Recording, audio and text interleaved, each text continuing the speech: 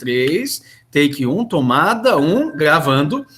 Muito bem, meus caros alunos, é um prazer imenso revê-los com a oportunidade de falar a respeito das distinções entre direito público e direito privado. Muito bem, essa distinção entre direito público e direito privado é uma das mais antigas. Quando eu falava ontem em direito subjetivo e direito objetivo, é uma distinção antiga, a depender do ponto de referência que se toma, né? Quando nós pensamos no direito do século XXI, é uma distinção antiga, direito objetivo e subjetivo. Consta dos manuais de direito romano, mas ela foi criada pelos pandectistas, né? Os estudiosos do direito romano-alemães de século XIX. Então, se a gente considerar o intervalo que nos distancia do direito romano do século VI, é uma distinção moderna. Agora, se a gente pensa que direito ambiental é um direito moderno, bom, então essa distinção entre direito subjetivo e objetivo, que nós estudamos no final da aula de ontem, é relativamente antiga. É tudo uma questão de ponto de referência.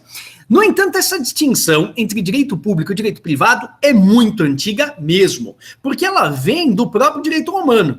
Mas é uma distinção passível de críticas.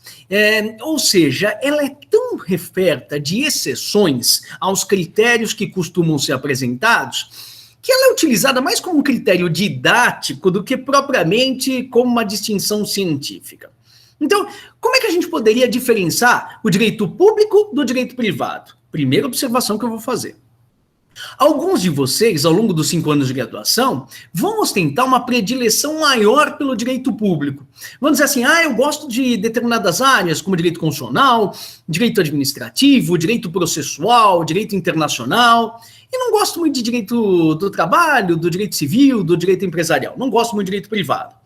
Muito que bem. Outros tantos vão preferir o direito privado ao direito público. É absolutamente natural que cada um tenha as suas predileções.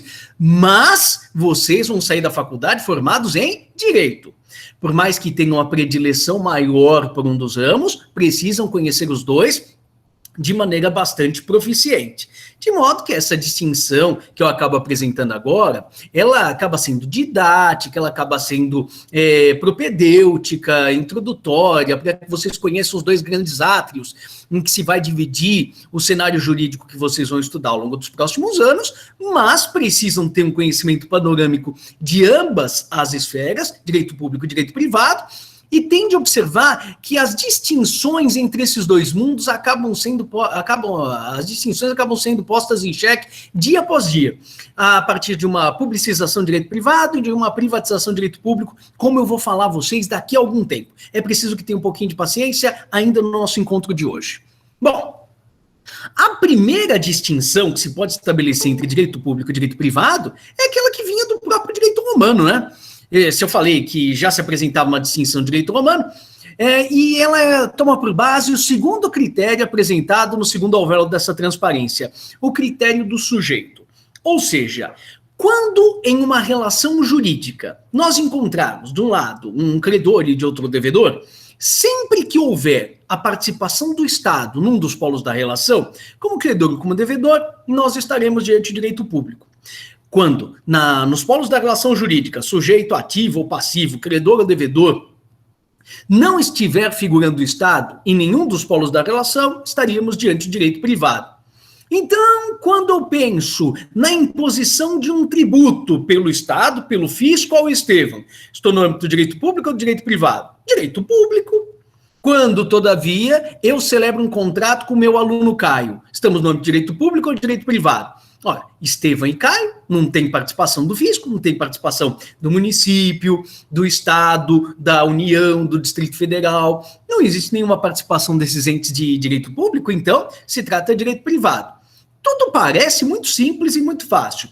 Todavia, eu digo a vocês que se eu estiver saindo aqui da Faculdade de Direito de São Bernardo do Campo, na parte da noite, e encontrar meu carro amassado, aí eu vou até as câmeras de segurança e falo, eu quero aqui as gravações das câmeras de segurança, porque eu quero saber quem bateu no meu automóvel.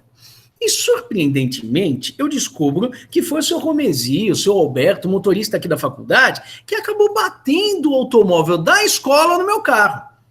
É lógico que eu posso cobrar a indenização dele, posso, mas, para mim, por razões que vão ser expostas a vocês na aula de número 18 e também antecipadas na aula de número 8, vai ser mais interessante cobrar a indenização da Faculdade de Direito de São Bernardo do Campo. Bom, a Faculdade de Direito de São Bernardo do Campo é uma autarquia municipal. É uma pessoa jurídica de direito público. Portanto, a relação estabelecida entre mim e a faculdade vai ser de direito privado. Puxa vida, professor! Quer dizer que há situações nas quais o Estado faz parte de uma relação jurídica e que, muito embora o Estado esteja presente, essa regra apresentada pelo direito romano furou? Furou. Ela não se aplica em 100% dos casos. Há situações em que o Estado é parte de uma relação e ainda assim não se trata de direito público, se trata de direito privado. Por isso, esse segundo critério, que é o mais antigo, o critério do interesse, acaba sendo um critério de se recusar. Infelizmente, ele não é adotado, não é considerado científico. Mas como é um critério muito tradicional, historicamente, muito considerado, e como ele dá certo em 90% dos casos, muitos autores acabam ainda o apresentando como se fosse digno de atenção. E é fato, é digno de atenção, mas encontra algum número de exceções, e essas exceções precisam ser encaradas com muita seriedade. Bom, se o critério do sujeito não serve, vamos partir para o critério de cima, o critério do interesse. Segundo esse critério do interesse, o direito público é aquele que envolve a repercussão ou órbita geral, ao passo que o direito privado é aquele que envolve assuntos que interessam, que repercutem na órbita particular, na órbita privada, na órbita individual. Bom, nesse cenário, vamos imaginar um homicídio. Sujeito entra nessa sala e atira no professor Estevam, que morre. É um assunto de interesse geral, da órbita coletiva ou da órbita individual? Claro que é da órbita geral. Vão anunciar no programa do Datena, do Gotino, vão anunciar em todos os jornais que agora vai reaparecer só por causa do assassinato do professor Estevam. Vai ser uma tragédia. O Siqueira também, maravilhoso aquele programa. Meu Deus do céu, eu adoro os merchans dele, quando ele faz o sujeito tomar 2 litros de água com groselha. É uma maravilha. Bom, vai anunciar lá, repercussão geral. Quando, todavia, o meu vizinho bate o automóvel dele na traseira do meu veículo tentando fazer uma manobra na garagem, bom, é um assunto entre o Estevam e o vizinho dele, um assunto de interesse particular, direito privado. Muito simples, muito tranquilo. Correto?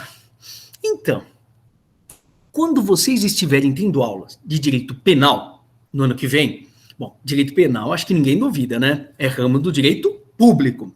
Mas vocês vão ver que os crimes, eles podem ser crimes de ação pública, quando o Ministério Público toma a iniciativa de propor ação penal, ele denuncia o sujeito acusado da prática de um crime. É o que acontece na maior parte das vezes. Mas existem alguns crimes, como por exemplo a calúnia, a difamação e a injúria, que são os crimes contra a honra, que são crimes, são infringências a regras do direito penal, mas são crimes que só dão ensejo a oportunidade da atuação do estado de jurisdição se a parte prejudicada decidir intentar ação penal. É assim, o Estevam foi caluniado, um professor entra na sala e diz: Estevam, você é um corrupto, você é um ladrão, você cometeu tal ou qual crime. Eu me sinto atingido na minha honorabilidade objetiva, na minha honorabilidade subjetiva, na minha dignidade, no meu decoro, na minha reputação, e eu decido que eu não vou deixar isso passar impune. Eu, então, vou propor uma queixa-crime e demandar, por meio de uma ação penal privada, a responsabilização penal desse professor. Eu não quero saber de indenização, eu quero que ele pague penalmente pela violação da regra penal. Professor, mas não é uma ação penal proposta pelo Ministério Público mediante denúncia? Não. Existem alguns crimes que, por envolver assuntos particulares, a intimidade, às vezes a vítima prefere deixar aquilo passar batido do que acabar propondo uma ação judicial penal e acabar perpetuando a discussão e a rediscussão daquele assunto. Por isso, excepcionalmente, no âmbito do direito penal, que é direito público, às vezes, a órbita particular ou individual acaba prevalecendo. E aí, não é o Ministério Público que toma a iniciativa da propositura da ação penal, é o particular. Então, percebem? Num âmbito que é induvidosamente de direito público como direito penal, às vezes, a órbita individual acaba prevalecendo sobre o interesse geral. Por isso, esse primeiro critério é bom, funciona em 90% das vezes, mas não funciona em todos os casos. Terceiro critério, da finalidade, da utilidade. As normas de direito público proporcionam o bem de todos, ao passo que as normas de direito privado proporcionam os bens, proporcionam o bem individual, o bem ao proprietário, por exemplo. Pode parecer uma maravilha. Quando eu penso, por exemplo, numa espécie de tombamento, que é um instituto de direito administrativo, não sei se vocês já ouviram falar de tombamento. Eu tenho um imóvel, normalmente a gente pensa, né, que só porque eu sou proprietário do imóvel, eu posso fazer o que eu bem entender com aquilo que me pertence. Mas não, em determinadas cidades históricas, como Ouro Preto, Mariana, Alcântara, São Luís, nas cidades históricas do Brasil, com uma riqueza absolutamente inquestionável, bastante valiosa, o proprietário de alguns imóveis, por mais que ele seja o titular daquele bem imóvel, ele não pode colocar abaixo a edificação, ele não pode fazer reformas sem que haja uma autorização por parte dos órgãos de proteção do patrimônio histórico.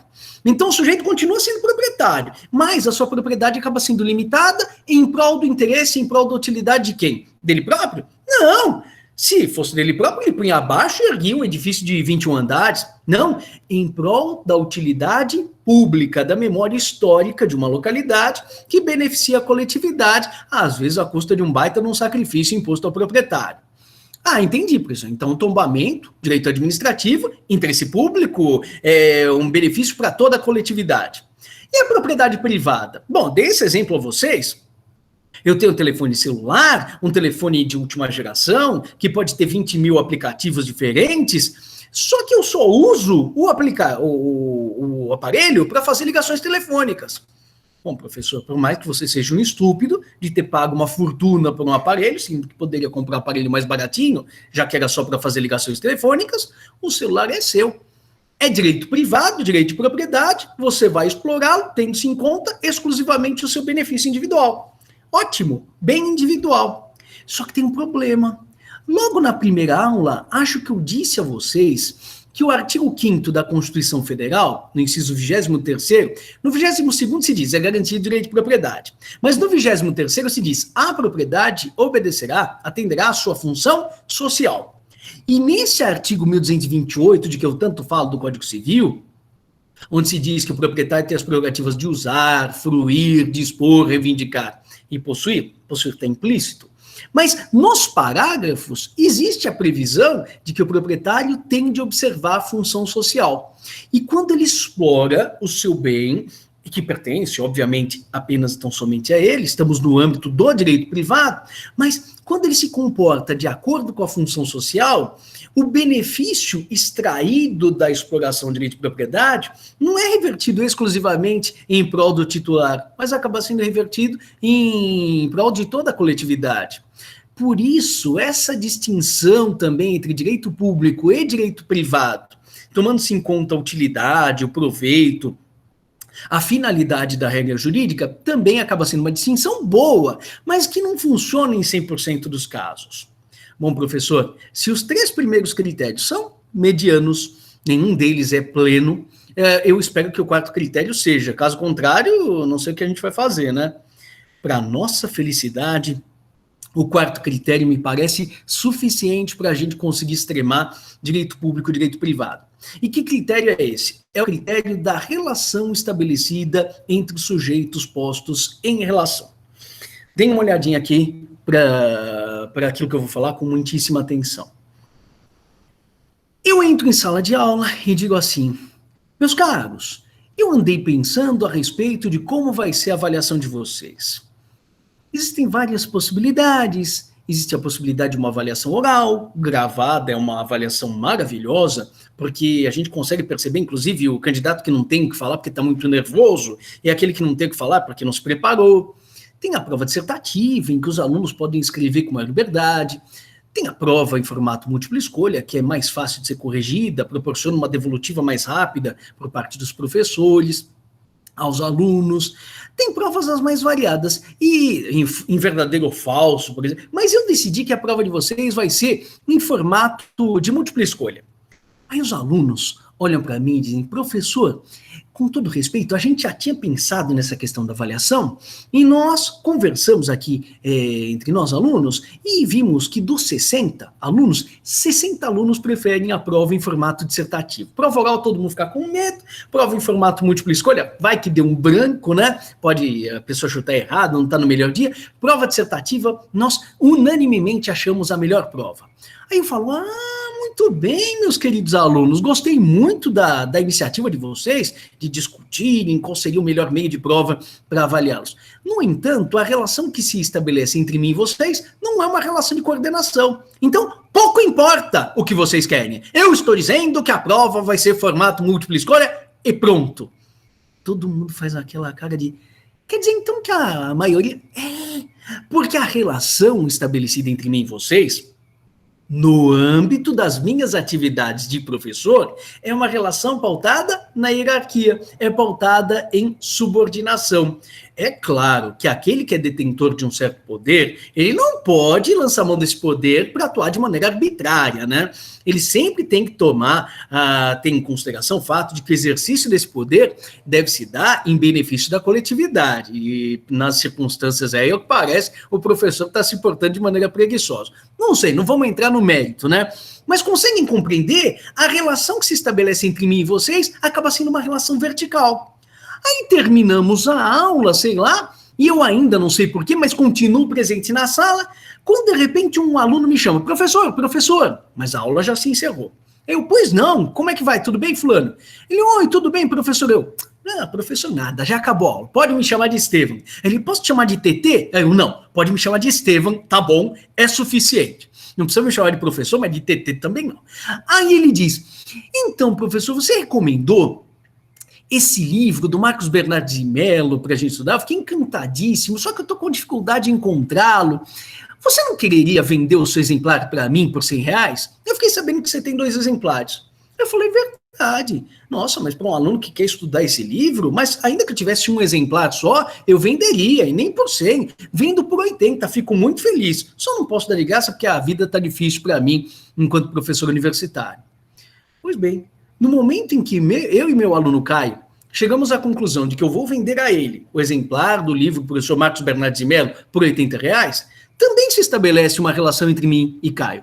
Mas não uma relação entre o professor Estevam e o aluno Caio, sobre como as provas vão ser aplicadas. Essa primeira relação é uma relação vertical, é uma relação de subordinação. Na segunda hipótese do contrato de compra e venda, entabulado entre mim e Caio, estabelece uma relação de igualdade, uma relação de coordenação. Vejam, as personagens são exatamente as mesmas, mas as vestes, os ambientes nos quais elas se inserem, acabam sendo diferentes. Por isso, a primeira relação é uma relação de direito público, já a segunda relação é uma relação de direito privado. Ah, professor, entendi, mas eu acho isso uma baita de uma formalidade desnecessária.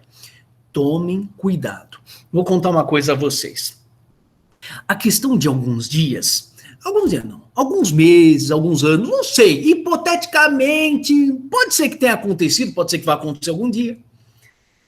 Vamos imaginar a ocorrência de uma banca examinadora. E vamos imaginar que um candidato que vai apresentar o trabalho de conclusão de curso, imaginemos que seja o meu orientando, que ele apresente um trabalho que é plagiado. E aí, professor? Bom, aí é bastante desconfortável, né? O outro examinador atento fala, Estevam, esse teu monitor, esse teu orientando aí, trabalho, 30 páginas aí não é dele não, 30 páginas são de um outro trabalho. Olha, tá aqui o link, aí eu analiso, faço a confrontação e digo, meu Deus, a única coisa que eu, Estevam Pobre, tenho na minha vida é meu nome. Nunca plagiei porcaria nenhuma. O desgraçado do meu orientando se aproveita da minha boa-fé e tripudia do meu nome e bom, tá lá, Estevam é meu orientador e pratica um plágio. Aí vamos para a banca examinadora.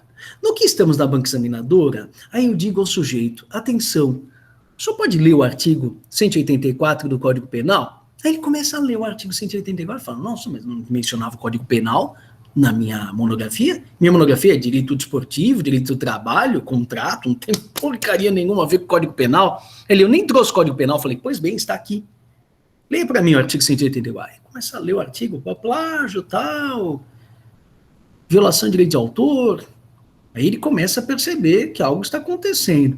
Falei, o senhor pode confrontar o trabalho que é apresentado por Vossa Senhoria, o trabalho apresentado pelo fulano de tal, no link tal, papapá, a identidade entre essas tantas páginas? Ele disse, é coincidência. Eu falei, o senhor sabe que eu tenho dúvidas se é coincidência ou não?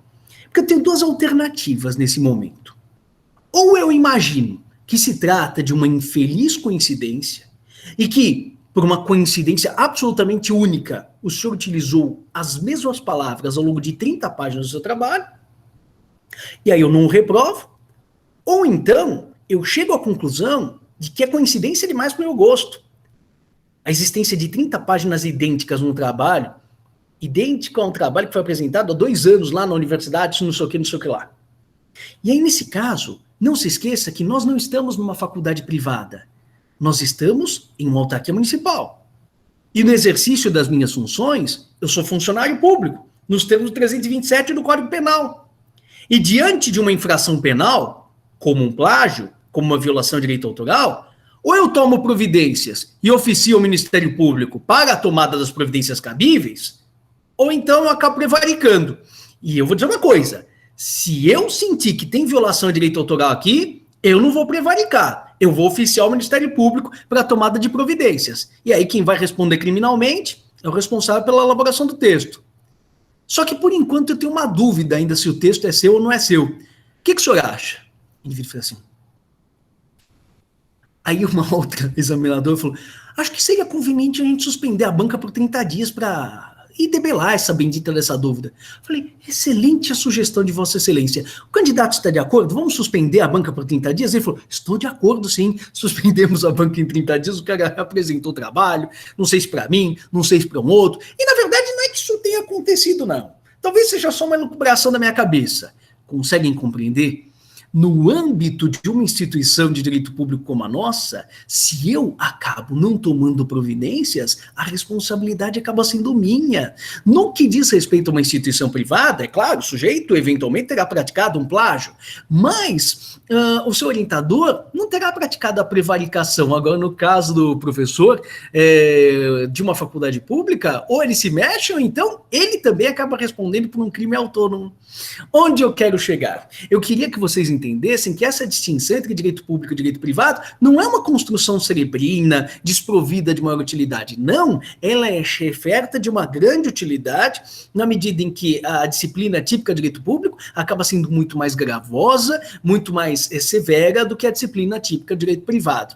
É por isso que, por exemplo, fazendo aqui uma digressão, quando, em uma faculdade privada, o Estevão vem a falecer, a contratação de um novo professor de direito civil é rapidíssima. No dia seguinte, aparece um outro sujeito e fala, olha, eu sou professor fulano de direito civil, o professor de vocês, o Estevão, faleceu ontem, a gente até mandou uma coroa de flores, mas para não haver solução de continuidade, nós estamos retomando o curso exatamente do ponto em que o professor Estevão parou na data de ontem. Numa faculdade privada, isso é possível. Mas numa faculdade pública acaba se tornando muito mais difícil, porque sendo uma autarquia municipal, tem o bônus e o ônus. Eu tenho o bônus de contar com maior segurança para o desempenho das minhas atividades, uma série de garantias que os funcionários seletistas submetidos ao direito do trabalho não contam, mas, ao mesmo tempo, a gente tem uma série de amarras, né? Se houver necessidade de substituição de professor, mesmo que não se faça concurso, se faça um processo seletivo, ou mesmo uma contratação emergencial, as coisas acabam demorando um pouquinho mais do que no âmbito de direito privado. Então, não é uma distinção cerebrina, ela é importante, só que o critério que me parece mais adequado para essa separação acaba sendo da relação de subordinação, típica de direito público, e da relação de coordenação, típica de direito privado. Bom, como eu disse a vocês, a questão de instantes, quando começávamos a nossa conversa, a predileção de uns ou outros pelo direito público ou pelo direito privado não serve de escusa ou de carta branca para que vocês desconheçam as outras áreas do direito. Precisam conhecer o direito como um todo. Essa distinção acaba sendo meramente um recurso didático. O bacharelado de vocês não vai ser nem direito público nem direito privado. Há sim a possibilidade de ulteriores estudos de especialização ou de pós-graduação, aí sim concentrados em determinadas áreas. A minha pós-graduação, meu mestrado, meu doutorado foram em direito civil, afetos à história do direito, mas o bacharelado não, o bacharelado é genérico e amplo, tá? Apenas a título exemplificativo, o que integra o direito público, essas relações de subordinação de que eu falava, de que eu fazia referência há pouco?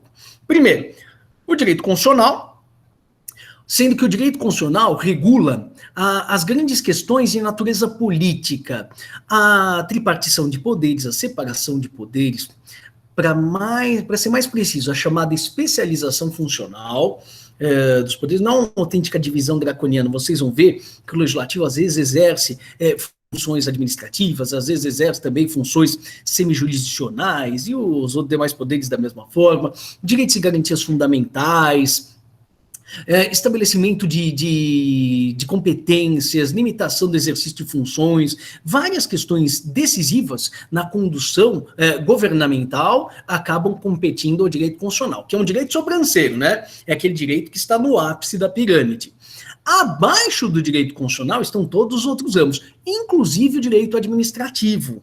O direito administrativo, ele também envolve a máquina pública, mas não para as grandes decisões de governo, e sim para a gestão da máquina pública, para a tomada de providências relacionadas ao atendimento das necessidades do dia a dia da máquina pública, e não o estabelecimento dos grandes planos de governo, do plano da lei de diretrizes orçamentárias, do plano plurianual, da lei orçamentária. São as questões cotidianas que acabam, efetivamente, dizendo respeito ao chamado direito administrativo, como, por exemplo, nomeação e exoneração de servidores, celebração de contratos, licitações, bens públicos, processos administrativos e assim sucessivamente. Mas é um direito subordinado à Constituição, como todos os demais. O direito tributário, porque sim, a administração pública precisa fazer gastos, mas ela precisa ter receitas que justifiquem ou que acabem servindo de lastro para esses gastos que acabam sendo feitos pela administração. Então, os cofres da administração pública normalmente acabam sendo preenchidos à custa de impostos, taxas, contribuições de melhoria, contribuições sociais, contribuições de intervenção do domínio econômico, assim sucessivamente. Tudo isso diz respeito ao direito tributário. Direito penal, que acaba sendo aquele que afeta os valores mais agressivos ou mais caros aos indivíduos que decidem viver em sociedade, é o direito que atinge a liberdade, quando alguém acaba pisando fora da linha e comete uma infração criminal, mas não exclusivamente a liberdade, pode haver uma restrição de direitos, a imposição de uma multa, mas as maiores violações a bens jurídicos acabam, em última análise, tangenciando o chamado direito penal, que é a razão da procura da faculdade de Direito por grande parte do contingente de alunos. No caso da nossa faculdade, o direito penal vai ser trabalhado como disciplina obrigatória no segundo, terceiro e no quarto ano, e alguns alunos acabam, inclusive, escolhendo a prática penal e disciplinas complementares de direito penal no quinto ano. É uma disciplina muito interessante, fascinante, e aqui eu faço questão de dizer, de viva voz, no dia em que o professor Heitor, Deus o livre, eu rezo pela saúde do professor Heitor, mas se um dia o professor Heitor do segundo ano resolver se aposentar e houver a abertura da cadeira de Direito Penal Partilhal, os meus colegas lá do Departamento de Direito Penal, o professor Roberto Arcanjo, meu querido amigo, o professor Thailson, o professor Vladimir Balico, todos eles se preparem, porque eu vou tentar mudar da disciplina de Direito Civil 1 para a disciplina de Direito Penal 1. É uma disciplina fascinante, fascinante. Não mais do que o direito civil 1. Eu só vou lá para o direito, só quero ir para o direito penal 1 para aprimorar lá o ambiente deles, para aparar o gramado. Brincadeiras à parte, é uma disciplina fascinante mesmo. Tão técnica, ou quem sabe até mais técnica em alguns pontos do que a minha própria disciplina.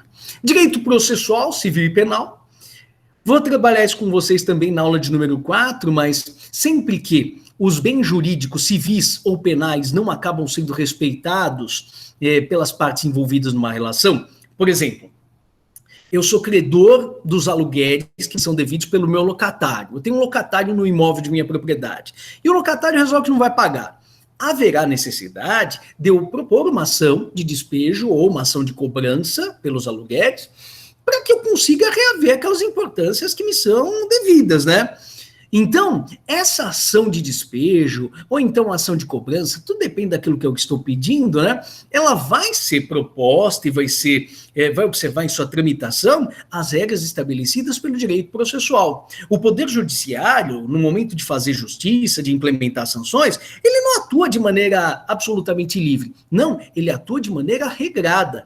Todos os passos que o Estado adota na agressão progressiva ao patrimônio ou à esfera jurídica, à liberdade de alguém, para atender aquilo que está estabelecido na sanção de uma regra civil ou de uma regra penal, tudo isso observa um rito. E esse rito, quanto às agressões estabelecidas pelo direito civil, é o rito do Código de Processo Civil, e quanto às agressões, que em última análise vão reverberar na liberdade do sujeito que delinquiu, observarão o rito estabelecido no Código de Processo Penal. Então, a atuação do Estado de jurisdição é regulada por esses dois ramos importantíssimos do direito público.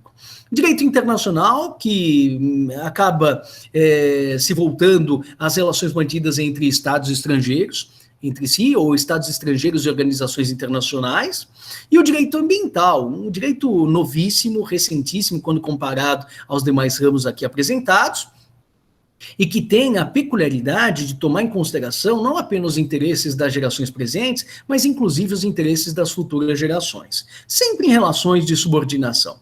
Já no âmbito do direito privado, que é a parte que nos cabe, né, nós vamos encontrar, primeiro, e antes de todos os outros ramos, o direito civil. Não porque ele seja a minha matéria e por isso seja mais importante. Ele é a matéria a qual eu estou devotado aqui na Faculdade de Direito de São Bernardo do Campo, mas nem por isso, não é por uma espécie de devoção pelo direito civil. É porque é a matéria mais antiga e acaba sendo a matéria mais abrangente. Seja na parte de direito contratual, direito das obrigações, direito de propriedade, direitos reais de uso e fruição, direitos de garantia, direito de família, sucessões, é uma área muito abrangente. Um minutinho só. E que acaba envolvendo praticamente todos os ramos do direito privado. Quem está falando? Guilherme. Diga lá, Guilherme. Onde entraria o direito esportivo? O direito desportivo entraria em meio ao direito público, viu? Sim, o direito desportivo é uma parte do direito, é um novo direito, né? Assim como propriedade intelectual, não é tão novo assim. A gente fala de biodireito, a propriedade intelectual, o direito desportivo, o direito do consumidor, são todas áreas relativamente novas quando comparadas às demais. Mas ainda assim, o direito desportivo ele está muito mais propendendo para o direito público do que propriamente para o direito privado. Existem aspectos, por exemplo, contratuais envolvidos na chamada Lei Pelé, na Lei Zico, mas ainda assim, a despeito desses aspectos contratuais, existem também questões de direito público que precisam ser observadas. Então, eu diria a você que o direito desportivo, assim como o direito do trabalho, ele tem feições de direito público e feições de direito privado ao mesmo tempo. No que diz respeito a aspectos contratuais, direito privado. No que diz respeito a aspectos publicísticos, como disciplina, previsão de royalties, pagamento de direitos, direito de arena e tudo mais, aí ele acaba ostentando certas feições de direito público, sobretudo naquilo que diz respeito a direitos indisponíveis, a respeito dos quais eu vou falar na próxima transparência. Então, o direito desportivo estaria numa zona lindeira, tá bom? Alô? Beleza, obrigado, professor. Imagina, as ordens. O direito aqui, eu falo no segundo ifinzinho, no direito comercial. Muito cuidado. A gente conhece, às vezes, algum estudioso de direito, pelas palavras por ele utilizadas. Essa disciplina, ela já recebeu um nome, antigamente, durante a Idade Média, de direito mercantil. Alguns autores muito respeitados por mim, um professor da Faculdade de Direito da USP, da década de 70 do século passado, Silvio Marcondes Machado, ele tem alguns livros maravilhosos com os nomes de problemas de direito mercantil, questões de direito mercantil, mas essa expressão direito mercantil é uma expressão meio que datada. Ela acaba sendo apropriada até o ano de 1808, quando é promulgado o Código Comercial Napoleônico. O Código Civil Napoleônico é de 1804 e o Código Comercial Napoleônico, o Código de Comércio, acaba sendo de 1808. E a partir de então, vejam, Código de Comércio. Não se fala mais em direito mercantil, se fala em direito comercial. Isto até o ano de 1942, quando na Itália acaba sendo promulgado o Código Civil que está em vigor na atualidade, de 1942 até os dias atuais. Ele tem o nome de Código Civil, mas eu vou mencionar a vocês no último slide da aula de hoje, que talvez ele tenha uma abrangência maior do que a do simples direito civil. Mas ele acaba tratando dessa matéria não mais com o nome de direito mercantil ou de direito comercial. Ele inaugura a chamada teoria dos atos empresariais, da teoria da empresa. E é por isso que, modernamente, os professores dessa cadeira não se apresentam como professores de direito mercantil ou de direito comercial, e sim como professores de direito empresarial. Empresa enquanto atividade organizada, desenvolvida por um sujeito chamado empresário, voltada ao exercício profissional de atividades comprometidas com a produção e circulação de bens ou serviços. Vocês terão a oportunidade de estudar isso ao longo do segundo, terceiro e do quarto ano do curso de graduação. Logo na sequência, nós temos o direito agrário, voltado à empresa desenvolvida, sobretudo no ambiente rural. A regra principal, a lei principal acaba sendo o Estatuto da Terra, e outras leis acabam sendo importantes para o direito agrário, mas o Estatuto da Terra é a pedra angular, e concentrada no desenvolvimento das atividades produtivas do seio rural. Logo na sequência, nós temos os outros dois direitos voltados ao escoamento dessa produção, né, do direito empresarial e do direito agrário, que são os direitos marítimo e aeronáutico, passíveis de distinção à vista dos meios utilizados para proporcionar esse escoamento.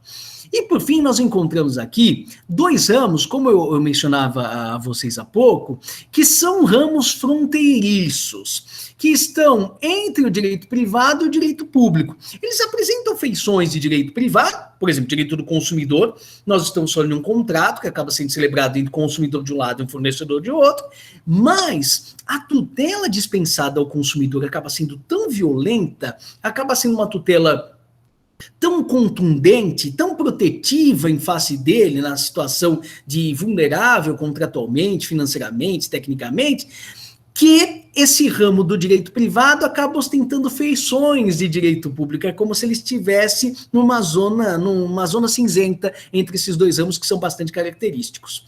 O direito do trabalho da mesma forma. No que diz respeito ao direito individual do trabalho, né, o contrato de trabalho, o mesmo que eu disse a respeito do consumidor vai se verificar. É que lá não se costuma falar em vulnerabilidade, se costuma falar em hipossuficiência. É um desnível, no mais das vezes, de natureza econômica, que coloca o trabalhador em uma situação de subordinação material, não jurídica, aos interesses do empregador. É claro que existe subordinação quanto ao exercício das atividades, mas a relação sempre se constrói com base nos limites do razoável.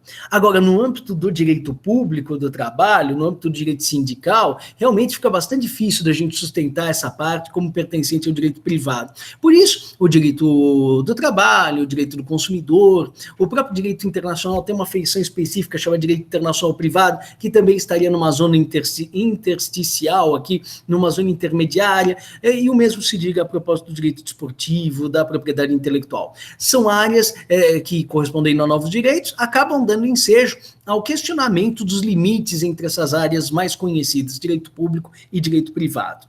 Exatamente por isso, muita gente acaba questionando se essa distinção entre direito público e direito privado se justificaria nos dias de hoje. Principalmente porque o direito privado, que sempre foi voltado à preservação dos interesses individuais, acaba se atentando também, não exclusivamente, mas também aos interesses da coletividade. Não foi à toa que ao longo dessas últimas aulas, das últimas semanas, eu devo ter mencionado uma ou duas vezes a noção de função social da propriedade. Quando eu falava, olha, se eu tenho uma propriedade do tamanho de uma gleba, do tamanho da metade do Mato Grosso do Sul, será que eu posso mantê-la fechada e improdutiva? E alguns de vocês diziam, não, professor, isso não é possível. Você precisa efetivamente dar algum uso, sob pena de sofrer uma desapropriação. Não um confisco, uma desapropriação por interesse social, e eu seria indenizado em títulos da dívida pública. E isso se justifica porque o direito privado, progressivamente, vai sofrendo certas investidas do direito público e o interesse da coletividade acaba avançando, inclusive por sobre esse âmbito mais tradicional, mais individualista, do conhecimento jurídico, como é a nossa área, né? Por isso, essa distinção acaba sendo posta em xeque. Em lugar dessa distinção entre direito público e direito privado, a que acaba assumindo uma posição de protagonismo nos dias de hoje é a distinção que se estabelece entre regras dispositivas e regras cogentes. Muita atenção para essa distinção, porque ela tem cara de prova, tem jeito de prova, tem pinta de prova e vai cair na prova. Vamos lá. O que é uma regra cogente? O que é uma norma dispositiva? Vamos supor que um aluno aqui da classe, o aluno Caio, diga assim: professor, eu queria saber se eu posso comprar esse livro que o senhor está manuseando aí todas as aulas, esse tal de Código Civil que o senhor carrega em suas mãos. Eu vejo que o senhor tem um apreço muito grande por esse exemplar, por esse código. Será que o senhor não poderia me vender? Eu digo: olha, Caio, eu estou disposto a vender sim, eu não tenho apego sentimental a praticamente nada, nenhum dos meus livros, mas eu estou disposto a vender o livro, o exemplar, por R$60. Aí o Caio diz: olha, eu não tenho aqui, eu não estou querendo regatear, eu sei que o senhor fala que vale 60, mas é que na minha carteira eu tenho apenas R$50. Será que a gente não consegue fechar em 50?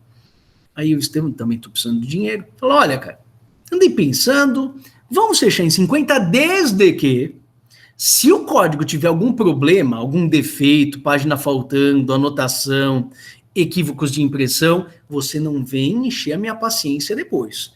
Então eu faço um preço mais reduzido, mas em contrapartida eu não vou oferecer garantia quanto a defeitos ocultos ou qualquer espécie de vício redibitório. Tudo bem? Aí o Caio fala: não, tudo bem, desde que seja por 50, se tiver algum defeito, corre por minha conta. Será que a gente pode afastar essa responsabilidade que ordinariamente o vendedor tem pelos vícios da coisa vendida ante o comprador? A resposta: sim. Não há nenhum problema, nós podemos afastar essa responsabilidade. Por que é possível?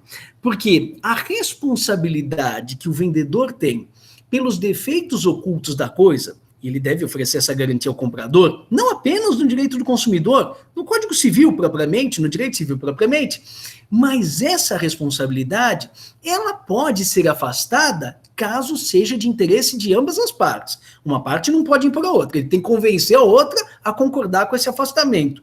E como é que eu consegui sensibilizar o Caio?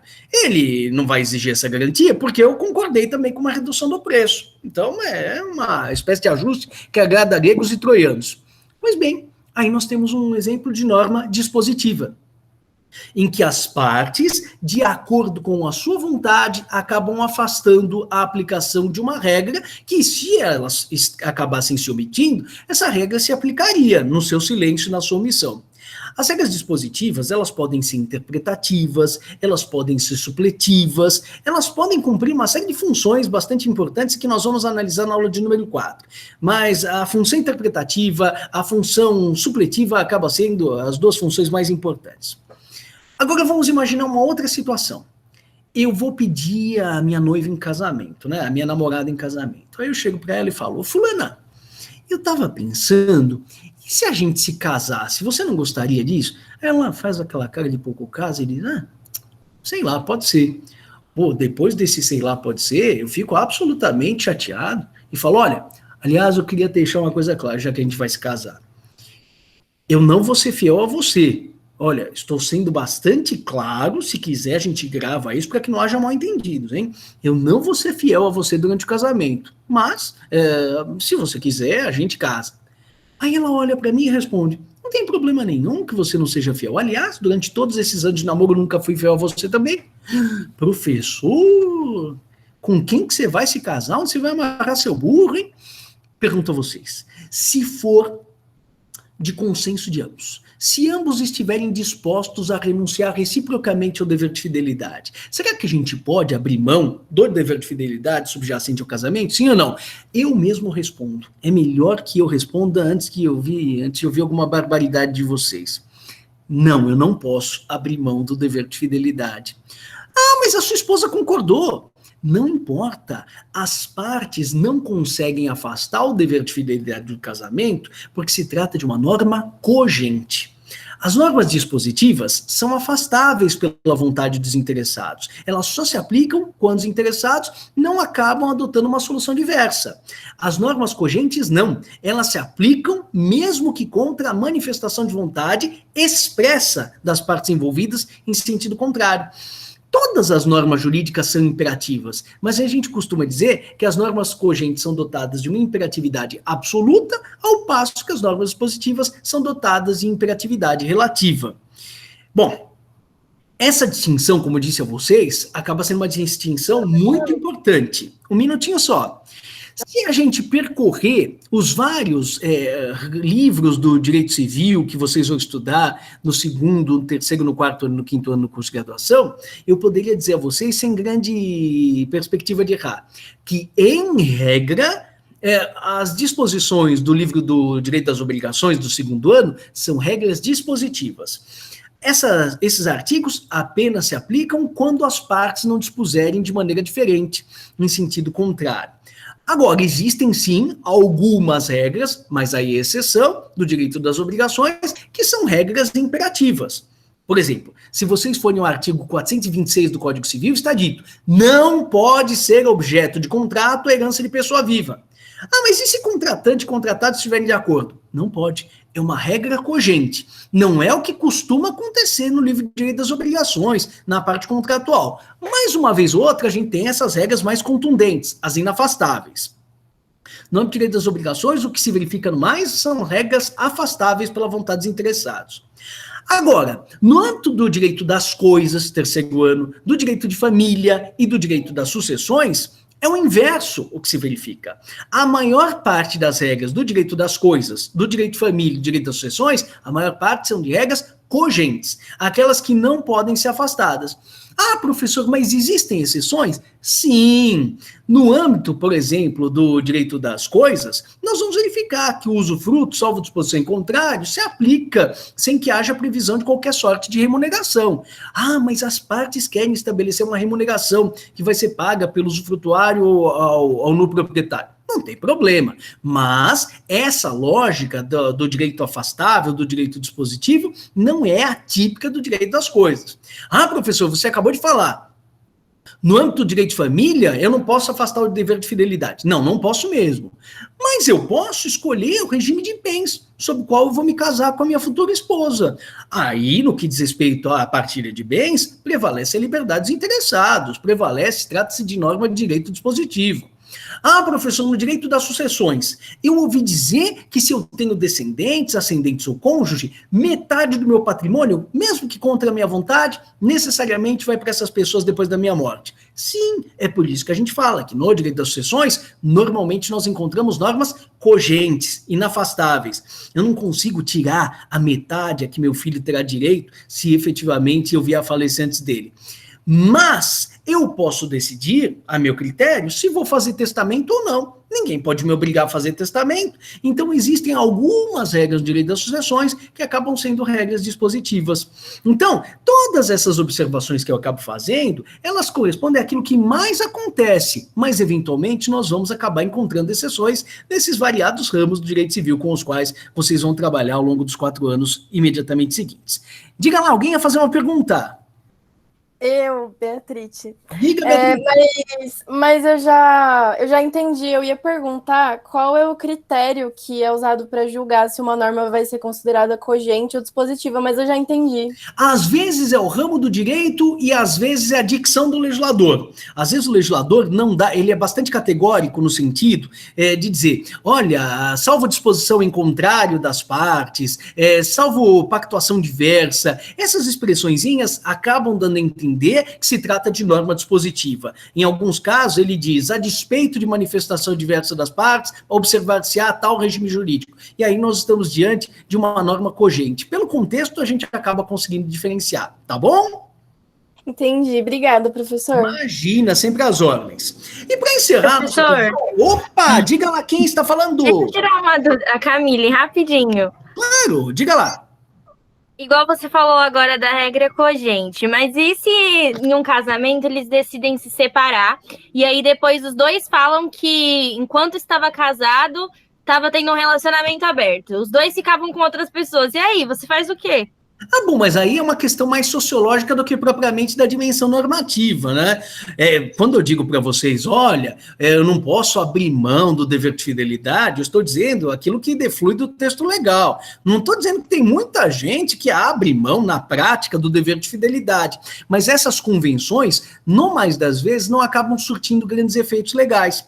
Embora... Camila, não é isso? Ou Camille? É Camille. Então, veja, embora alguns doutrinadores mais modernos, como por exemplo a professora Maria Berenice Dias, do sul do país, ela acabe defendendo que existe sim a possibilidade de casamento entre mais de duas pessoas, as uniões homoafetivas, claro, que já foram admitidas, não apenas uniões estáveis, mas inclusive casamentos, são sucessivas modificações experimentadas pelo direito de família que acabam dando margem à abertura a novas possibilidades. O que eu posso dizer a vocês é que, por hora, não se admite essa renúncia, essa abdicação consensual ao dever de fidelidade. Agora, isso não quer dizer que as partes, na prática, muitas vezes não acabem renunciando. Elas renunciam ao dever de fidelidade e desde que fique provado que se tratava de alguma espécie de consenso, do ponto de vista patrimonial, não haverá espaço para que se peça indenização por danos morais ou qualquer coisa do gênero, na medida em que se tratava de uma espécie de acordo. Mas eu não posso afastar o regime o dever de fidelidade que diz respeito ao casamento enquanto instituição, porque se trataria aqui de uma norma de ordem pública, né, uma norma cogente. Embora essa cogência do direito de família esteja sendo relativizada, sobretudo por alguns juristas mais inovadores nos últimos tempos. Não sei se vocês já ouviram falar naqueles trisais, no poliamor, eu não gosto de usar essa expressão, porque ela pode ter até um sentido pejorativo, né? São novidades, mas não é novidade no sentido pejorativo, mas são novas formas de compreensão, sobretudo direito de família, e que às vezes acabam deixando a gente numa situação de saia justa, porque tudo aquilo que a gente defendia como verdades arraigadas acaba sendo questionado na lógica do dia a dia e no cotidiano da atividade forense. Tudo bem? Sim, obrigado, professor. Imagina, sem dúvida, à disposição. No que diz respeito, para encerrar a nossa conversa, a abrangência do... Professor. Oi, pois não, quem fala? A Rafaela.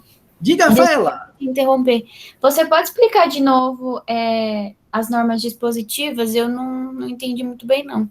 Tudo bem, vamos imaginar o seguinte, Rafaela. Eu tenho aqui na minha sala, nesse momento, depois eu viro a câmera e mostro para vocês, eu tenho um sofá, tenho três poltroninhas, tenho uma estante com os meus livros e um tapete. Vamos imaginar que eu tivesse que fazer uma faxina aqui na sala. Aí eu resolvo, mas é uma limpeza séria, não é aquela limpeza de jogar a poeira para debaixo do tapete. E aí eu quero colocar a sala em ordem. Bom, é possível que eu retire aqui, desloque da sala o sofá, desloque também as poltronas, o tapete, a mesinha de centro eu coloco aqui no cantinho e dou uma bela de uma varrida na minha sala. Só que essas estantes são móveis planejados e elas estão encravadas na parede, estão fixas ao chão, porque os livros são muito pesados e tudo mais. Essas estantes eu não consigo deslocar de um lado para o outro, elas estão fixas. Se nós fizéssemos uma espécie de analogia, nós poderíamos dizer que existem normas no sistema jurídico que elas são passíveis de afastamento. Quando elas nos incomodam, a gente aplica alguma coisa de diferente. Por exemplo, se eu pedir a você, olha, você pode, por gentileza, Rafaela, tomar conta do meu livro enquanto eu vou ao toalete? Eu volto na sequência, é só 5 minutinhos, custodia o meu livro porque esse livro é bastante precioso para mim. Se nós não falarmos nada a respeito de remuneração, haverá uma presunção de que esse depósito, esse contrato de custódia é gratuito, que eu não te devo nada por esse favor, por esse trabalho, vai ser uma espécie de favor que você estará me fazendo. Ah, professor, mas sempre o contrato de depósito vai ser gratuito? Não, se nós quisermos, nós podemos tornar esse contrato de depósito oneroso. Aí você cuida do meu livro e eu pago uma remuneração. Mas isso só se a gente se manifestar. Se a gente ficar em silêncio e falar, toma cuidado desse livro para mim, você fala, claro, professor, sempre às ordens, não havendo estabelecimento de remuneração, a presunção será de que a avença, de que o contrato foi celebrado gratuitamente. Isto quer dizer que a norma que fixa a remuneração num contrato de custódia, como um contrato de depósito, é uma norma dispositiva. Então, ela fixa a gratuidade do contrato, mas se as partes quiserem, elas podem afastar essa gratuidade e operar e celebrar um contrato em caráter oneroso. Não tem problema nenhum. Agora, existe um contrato outro que vocês observarão, que existe no direito civil, que é o chamado contrato de comodato. É um empréstimo de uma coisa insubstituível. Então, aí eu empresto para você uma obra de arte para a inauguração do seu restaurante. E aí eu chego e falo, sabe o que eu estava pensando? Eu queria cobrar uma remuneração por essa espécie de empréstimo que eu vou te fazer. Será possível que eu cobre a remuneração por esse empréstimo da obra de arte? Vocês vão dizer, acho que sim. A resposta é não, porque o contrato de comodato, ele é gratuito, é um empréstimo de coisa insubstituível, como uma obra de arte, por exemplo, mas ele é gratuito, ele não pode se transformar em oneroso. A regra que estabelece a gratuidade do comodato, ela é cogente, ela é absoluta, ela não pode ser afastada, assim como as estantes que estão fixas aqui na minha parede. Eu não consigo, para fazer a limpeza, afastá-las dessa parede, não consigo removê-las de acordo com a minha conveniência. As regras dispositivas podem ser afastadas. Então, eu vou me casar, eu chego lá no registro civil de pessoas naturais, e eu e minha noiva falamos assim pro registrador, olha, eu e ela decidimos que vamos nos casar e vamos fazer os proclamas. Aí ele fala, tá bom, e o regime de bens que vocês vão adotar? Eu falo, não sei, quais são os regimes de bens que tem aí? Ele fala, ó, nós temos o regime que mais sai, que é o regime legal, o da comunhão parcial de bens. Tudo aquilo que vocês adquirem em conjunto, depois do matrimônio, é dos dois, mas aquilo que vocês trazem para o matrimônio é de cada um exclusivamente, não se comunica. Eu falo, e tem outros? Ele fala, tem o regime da comunhão universal, vocês juntam tudo o que vocês tinham, e depois, se um dia decidirem separar, passa-se uma régua de Lesbos, e tudo aquilo que tinham e que adquiriram depois do casamento vai ser dividido em partes iguais. É ótimo para golpe no baú, esse regime da comunhão universal de bens. Eu falo, e tem algum outro? Ele tem o regime da separação absoluta de bens. Não se comunicam os bens, nem os que já pré-existiam ao casamento, nem os adquiridos depois do casamento, de maneira que os patrimônios se tornam individuais, permanecem individuais mesmo depois das núpcias. E aí, depois desses regimes de bens me terem sido apresentados, eu acabo escolhendo, por exemplo, o regime da comunhão universal. Posso escolher o regime da comunhão universal? Se eu não escolher nada, é o da comunhão parcial. Os bens antecedentes não se misturam, os consequentes acabam sendo bens comuns. Posso escolher qualquer um desses regimes de bens, prevalece a minha vontade, porque as regras relacionadas a regime de bens, via de regra, são regras dispositivas. Por que você falou via de regra, professor?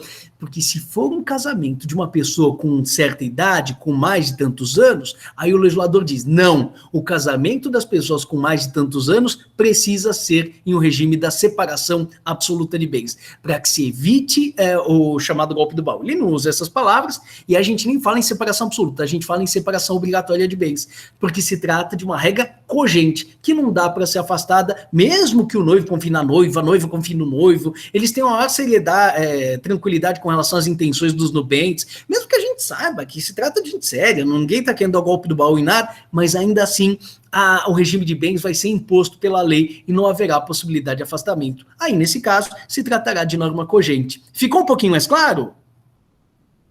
Sim, pro. Olha lá, hein? Qualquer coisa vocês me falem. E para encerrar, a gente fala rapidamente sobre a unificação do direito privado. Como eu disse a vocês, o direito italiano, no ano de 1942, conheceu um novo código que substituiu o Código Civil de 1865. O Código de 1865 era um Código Civil propriamente, mesmo porque era coadjuvado por um Código Comercial. Mas, em 1942, foi promulgado com o nome de Código Civil Italiano um Código de Direito Privado, que disciplinava não apenas o direito civil, mas também o direito empresarial. Inclusive, a questão do trabalho acabava sendo incidentalmente mencionada, muito embora houvesse a Carta del Lavoro, né? De toda forma, não era um Código Civil que só disciplinava o direito civil, disciplinava o direito civil e também o direito empresarial. Nossa, professor, se trata de uma perspectiva inovadora? Na verdade, não parece a mim ser tão inovadora assim. Na década de 50 do século XIX, um jurista brasileiro chamado Augusto Teixeira de Freitas, baiano, nascido na cidade de Cachoeira, ele acabou sugerindo que o Código Comercial de 1850 fosse abolido e que fosse promulgado um Código Civil que abrangesse não apenas o direito civil, mas também o direito dos mercadores, o direito dos comerciantes, o direito dos empresários.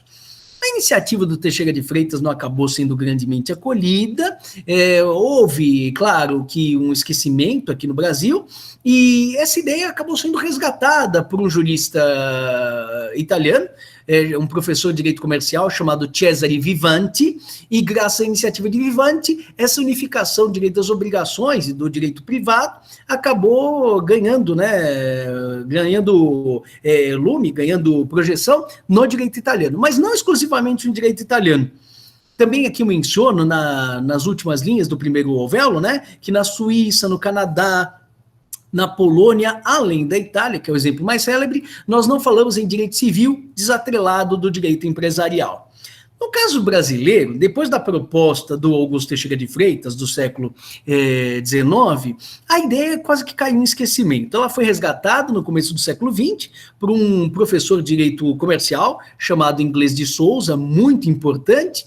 E essa iniciativa do Inglês de Souza acabou novamente sendo levada à frente por 3 ex-ministros do Supremo Tribunal Federal, Orozimbo Nonato, Filadelfo Azevedo e Hahnemann Guimarães, quando tiveram a oportunidade de escrever o anteprojeto de parte geral do Código das Obrigações. O projeto de Código das Obrigações acabou sendo engavetado, não andou, o nosso Código 16 permaneceu em vigor até a entrada em vigor do nosso Código de 2002, e foi no Código de 2002, que remonta a um projeto de 1975, que se teve a intenção de unificar o direito privado novamente, criando-se um livro de direito de empresa na nossa codificação atualmente vigente.